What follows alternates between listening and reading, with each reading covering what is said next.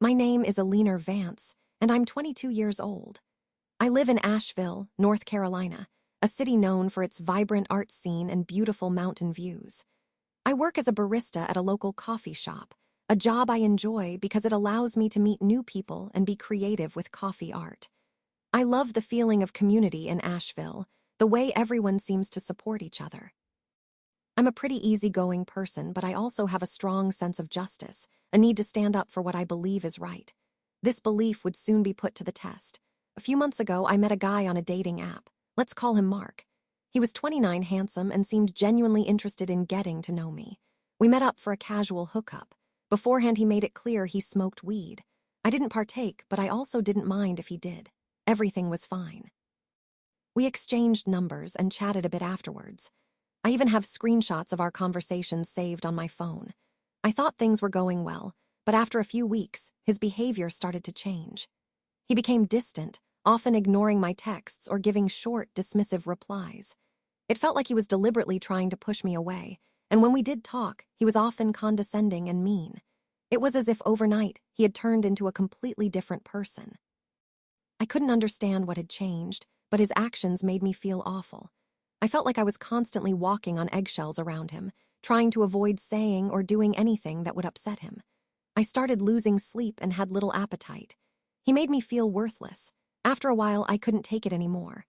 I told him that I was done with whatever this was, that I deserved to be treated with respect. His response was indifferent, as if he couldn't care less. That indifference was the final straw. It wasn't just that he was treating me badly, it was that he didn't even seem to care that he was hurting me. The lack of empathy infuriated me. I ended things for good. I blocked his number and tried to move on, but the hurt lingered. I replayed our interactions in my head, trying to figure out what I had done wrong, but the truth was that I hadn't done anything. He was simply a jerk. I was left feeling angry, sad, and confused. I had been vulnerable with him, and he had taken advantage of my trust. I started thinking about revenge. An eye for an eye, that kind of thing. One idea that crossed my mind was to call the cops on him for the weed. I knew it was illegal in North Carolina, and I had proof that he was using it. But I hesitated. I knew that reporting him could have serious consequences for him and his family. He had a good job, a loving family, and siblings who cared about him. I didn't want to ruin his life, even though he had hurt me deeply. Still, the desire for revenge gnawed at me. I felt like he needed to face some kind of consequence for his actions. It wasn't just about the weed, it was about the way he had treated me, the way he had made me feel. I discussed the situation with my best friend, Sarah. She listened patiently as I ranted and cried, offering words of support and encouragement. Sarah was always the voice of reason in my life, the one who could see things clearly when I was blinded by emotion. "Alina," she said, "revenge might feel good in the moment, but it's not going to make you feel better in the long run. It'll just drag you down to his level." I knew she was right, but I couldn't shake the feeling that he was getting away with something. "What else can I do?" I asked. "He hurt me, Sarah. He made me feel like I was nothing." Sarah thought for a moment. "Maybe you don't need to seek revenge," she said. "Maybe you just need to heal. Focus on yourself, Alina. Do things that make you happy. Surround yourself with people who love and support you." I took Sarah's advice to heart. I started going to yoga classes, spending more time with my friends, and focusing on my work. I even started painting again, something I hadn't done since high school. Slowly but surely, I began to heal. The anger and sadness started to fade, replaced by a sense of peace and self-worth. I realized that Mark's actions didn't define me, and that I was capable of moving on and finding happiness without him. I still thought about calling the cops on him from time to time, but the urge grew weaker with each passing day. I knew that seeking revenge wouldn't bring me the closure I needed. The only way to truly move on was to forgive him, not for his sake, but for my own. One evening, a few months after I had ended things with Mark, I was scrolling through social media when I saw a post from a mutual friend. It was a picture of Mark and his new girlfriend. They looked happy, and I felt a pang of jealousy, but it quickly passed.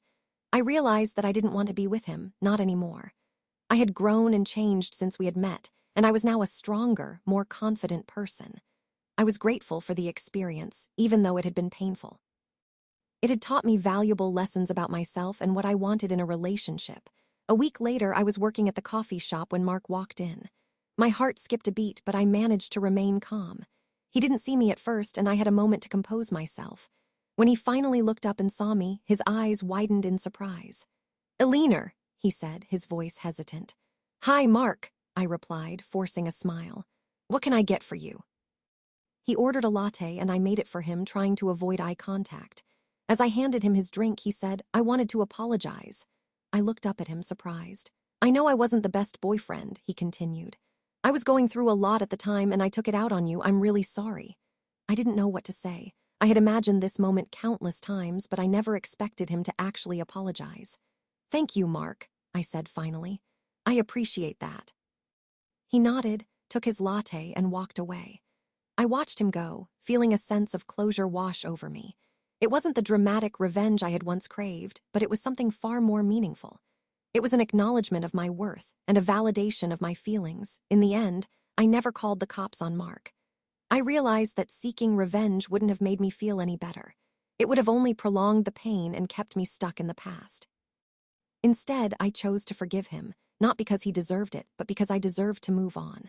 I focused on myself, surrounded myself with people who loved and supported me, and found happiness in my own life. And that, I realized, was the best revenge of all.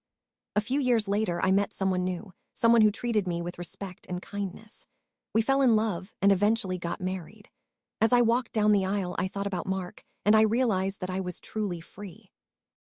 I had finally put the past behind me, and I was ready to embrace the future with open arms. The unexpected twist.